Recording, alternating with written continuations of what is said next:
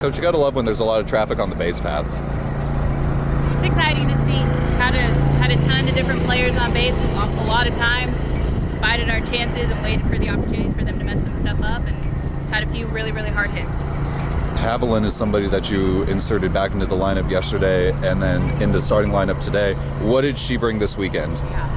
Yeah. She started the season as a starter, felt the moments get a little too big, ton of pressure kind of crept up on her, and she just went to work in practice.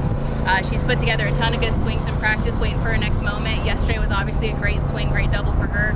Gave her a shot today, and she definitely did not disappoint. Is the game maybe slowing down for her?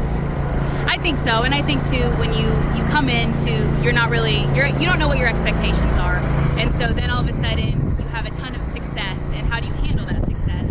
And then you have a ton of failure, and how do you handle that failure? And I think now she's ridden the wave a little bit, and she's settled in really nicely.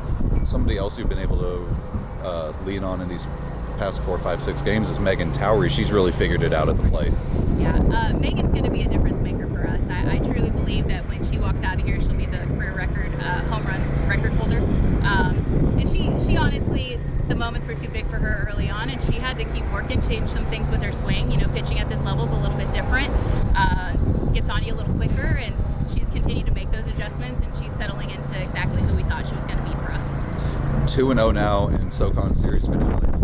Is that more about maybe it's a young team that's seeing the same pitchers now? What is it about? Are they more comfortable? Yeah, I think, the one thing that we can't teach them this year is experience. And so no matter what we prepare them for, until they're in the moment, they truly don't know. And so I think it's a little bit of everything, but also being comfortable in the situation, knowing we've seen everything they have, and now we just get to go to work. The last couple one-run games obviously haven't gone our way, but today Margaret was very solid in the 7th inning. A little bit of traffic gets on, but she was really unfazed. Yes. Margaret's incredible. Her drop ball is one of the nastiest in our conference. And truthfully, I think today we kind of had that mentality from the beginning that we weren't going to let this one get away. And so I think you saw from player 1 to player 23, everyone flat out shoved, whether or not they were in the lineup or not, they were ready to go to work. Last question, Abby Greenwood has put together start after start after start of really quality softball, and a few balls bounced different here and there. Her record could look a lot different. Right. She's a workhorse, and she's a freshman, and she's going to be all over those defensive pitching record books when she walks out of here, and she's just somebody you can rely on time and time again. You know what she's got, she's going to compete, and she's not going to go down without punching and swinging. So always really proud of her. She has the ability for stuff to look one way one day and come back out the next day and it looks completely different.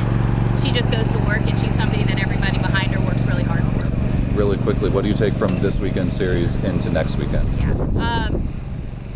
It's not easy on the road, obviously. It's not easy at home. So I think going into chat, right, they've done well this season.